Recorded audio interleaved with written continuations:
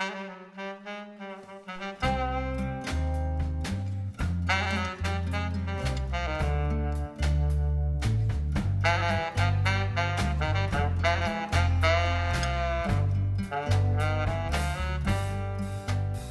name is Andrew Fall, and I was born and brought up in this area.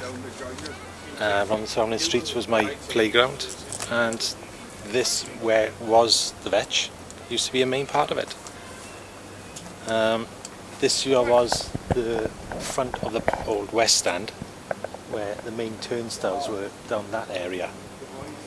But as little kids, on match days and non-match days, we used to sneak in and play football on the pitch on non-match days, run about the stands, get into general bits of mischief really.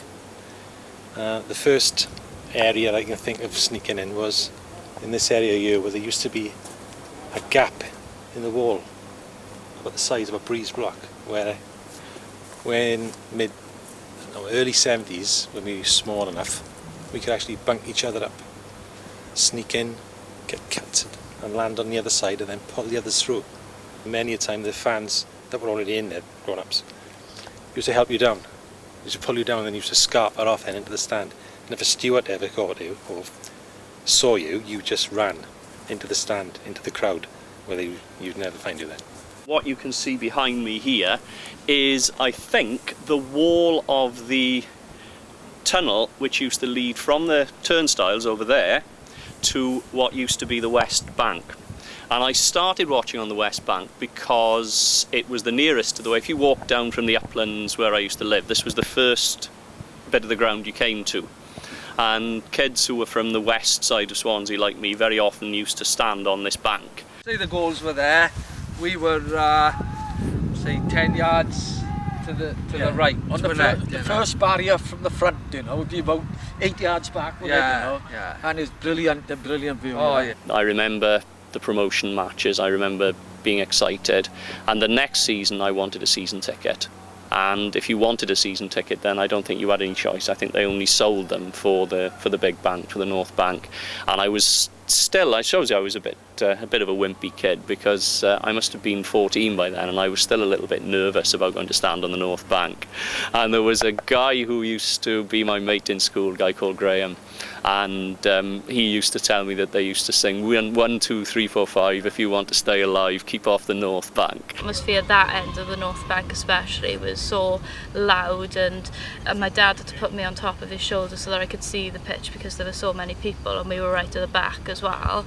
And I just remember being on top of his shoulder. I don't even remember who we were playing, what the score was, anything like that. I remember watching the football, but I remember listening and joining into the chants, even though I was only 8 at the time. Once I found a place on this bank and stood and watched my first game in its entirety, you could feel the passion and the heat and the power of the people going towards the players, and the players could feed off it. It was so close to the pitch.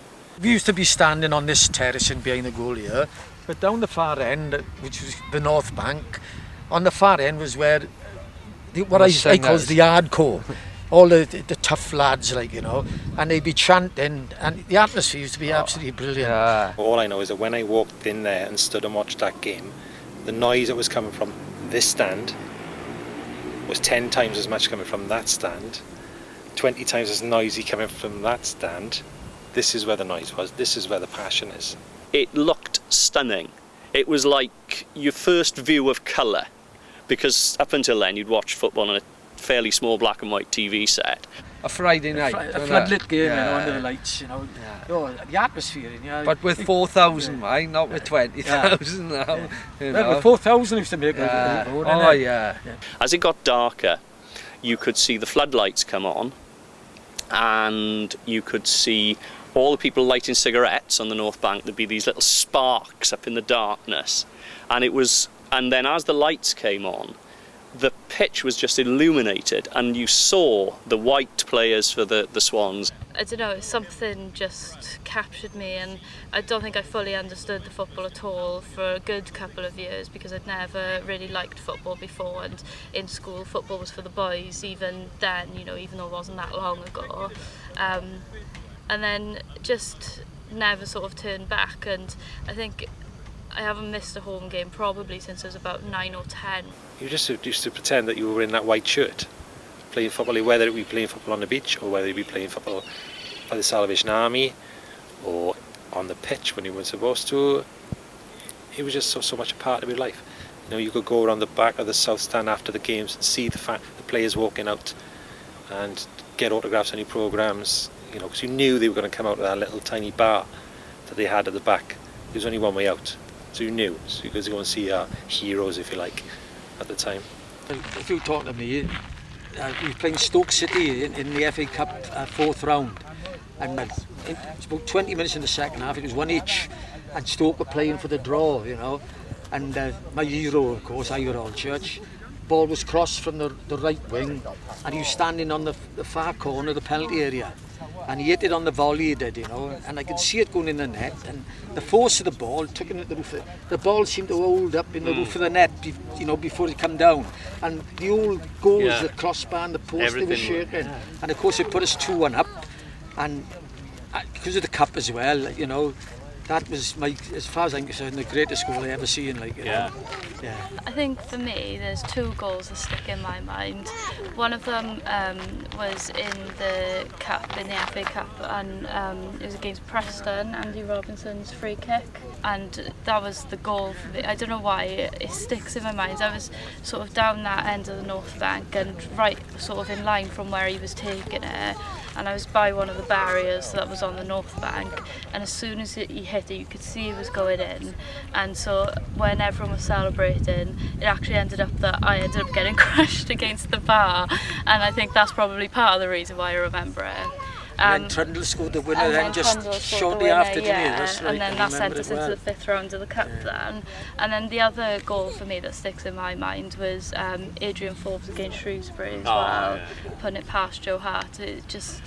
I'd forgotten it was Joe Hart until I saw the trust box and the photo myself, in it, and I was astonished. Like, oh my God, I didn't realise the goalkeeper was Joe Hart, because he's the England keeper. He's incredibly famous. We played against him in the Premier League. And I think for that goal sticking in my mind is just because of that was the last season down the Vetch. It's a bit weird knowing that the Vetch is gone. It was the first time today I've actually gone into where the Vetch was and walked round, and it seems a little bit eerie after all the memories that we had from in there during football and non-football days.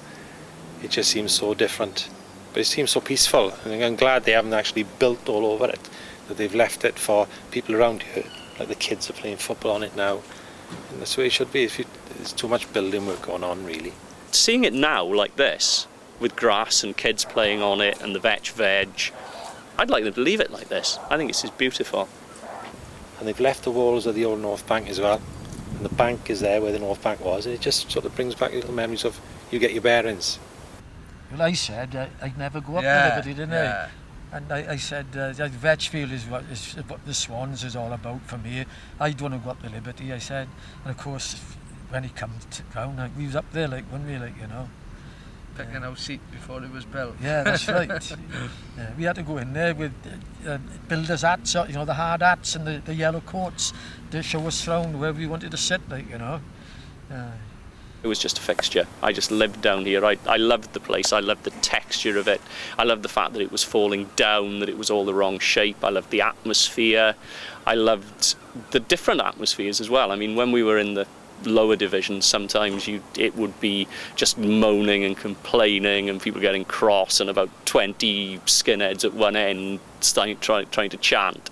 And then when we were in the first division, the team would come out to 20,000 people, and the back of the old North Bank, which was over there, was built up on girders. It was concrete steps on girders, and it used to move. The team would come out and we would be up on the back bouncing. It used to bounce up and down. I used to look at the bank after, thinking, it's old, it's decrepit. Why hasn't this fallen down? Of course, we got our progress. It was gone, you know, falling down. No toilets, hardly. Well, we weren't too bad by here, because this was the last of this was still called the new stand, you know, 20 years on, but compared to the rest was the North Bank, it's 100 years now we celebrate, and I think the toilets were there 100 years ago, to be honest. As you said, you know, it's still, although most of them are are not local players. I mean, I can remember when probably, I wouldn't say 11, but probably we had 10 local boys playing, you know, all from the area. And you're so proud of them then. But even now, although they're not from this area, they come under Swansea City. So I've had the hard times, so I'm taking the good times now, like, you know. I'll be supporting Swansea till I die.